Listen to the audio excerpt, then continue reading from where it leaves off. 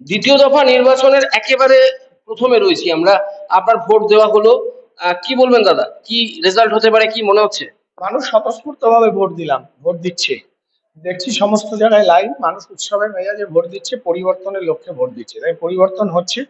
BJP সরকার আসছে, তৃণমূল যাচ্ছে। BJP সরকার আসছে, তৃণমূল যাচ্ছে। কেন এরকম মনে হচ্ছে?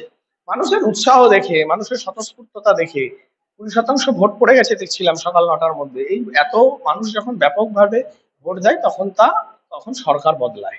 প্রথম দফা নির্বাচনে কিন্তু প্রায় 93% এর উপরে পোলিং হয়েছে। এবারে কি মনে হচ্ছে এই দফায় কি হবে? দেখা যাক, অনেকক্ষণ বাকি আছে, তবে এখন অব্দি যা গতি তাতে মনে হচ্ছে সেরকমই যাবে। যথেষ্ট বড় কিন্তু বিধানসভা বিশপুরটা। বিশপুরের বিধানসভার মানুষের জন্য কি বার্তা দেবেন? মানুষ শিক্ষা, স্বাস্থ্য, কর্মসংস্থানের লক্ষ্যে ভোট দেবে, বিজপুরের উন্নতির জন্য ভোট দেবে। তাহলে কি বলছেন, বিশপুর জিতছে? বিজপুর ভারতীয় জনতা পার্টি জিতছে, এ নিয়ে কোনো সন্দেহ নেই। আমরা অপেক্ষায় থাকবো 4 তারিখের। উনি বলছেন 4 তারিখ নাকি বিজেপি বিশপুর থেকে জিতবে। দেখা যাক কি ফল হয়।